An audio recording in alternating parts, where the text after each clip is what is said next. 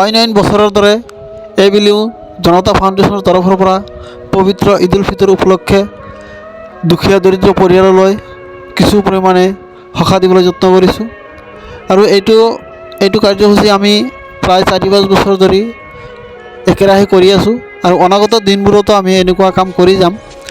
সেয়েহে আমাৰ গাঁৱৰে প্ৰভাৱশালী ব্যক্তিসকলে যাতে আমাৰ লগত সহায় সহযোগিতা আগবঢ়ায় আৰু যাতে আমি পৰৱৰ্তী সময়ত ইয়াতকৈ বহল ভিত্তিত আমি দুখীয়া দৰিদ্ৰ পৰিয়াললৈ সহায়ৰ হাত আগবঢ়াব পাৰোঁ, তাৰে কামনা কৰিছোঁ। আমি 100 কাপৰ দিবলৈ সক্ষম হৈছোঁ আৰু আগন্তুক বছৰত যাতে 500তকৈ অধিক কাপৰ দিব পাৰোঁ। সেয়েহে প্ৰভাৱশালী ব্যক্তিসকলে যাতে আমাৰ লগত সহায়ৰ হাত আগবঢ়ায়, তাৰে কামনা কৰিছোঁ।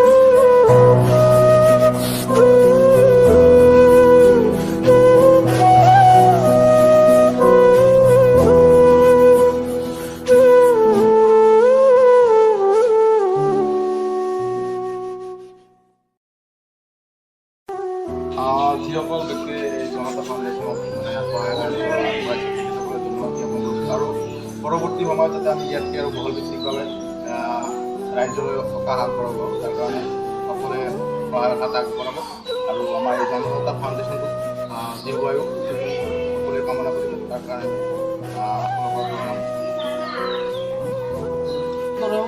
এইবুলি আমি জনতা ফাউণ্ডেশ্যন তৰফৰ পৰা আমি আমাৰ গাঁৱৰে এই দুখীয়া দৰিদ্ৰ পৰিয়াললৈ আমি কিছু পৰিমাণে সকাহ দিবলৈ চেষ্টা কৰিছোঁ আৰু আমি এইটো বস্তু প্ৰায় 4-5 বছৰ ধৰি দি আহিছোঁ আৰু আমি এনেকুৱা কাম যাতে আগন্তুক বছৰবিলাকত আমি এনেকুৱা কৰিব পাৰোঁ, সেইকাৰণে আমি তাৰমানে আমাৰ গাঁৱৰে যিবিলাক প্ৰভাৱশালী ব্যক্তি আছে সেইসকল ব্যক্তিৰ পৰা আমি সহায় সহযোগিতা আন্তৰিকতাৰে কামনা কৰিছোঁ। কিমানজন মানুহক আজি মানে সামগ্ৰী বিতৰণ কৰিলে?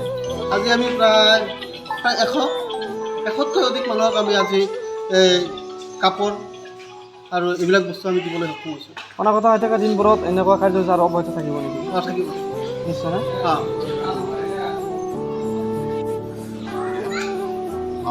যিসকল মানে প্ৰভাৱশালী ব্যক্তিয়ে আমাক সহায় কৰিছে, এতিয়া আমাৰ গাঁৱৰে এজনমান আংকেল আছে, তেখেতেও ভালেখিনি সহায় কৰিছে আৰু চবেই সহায় কৰিছে।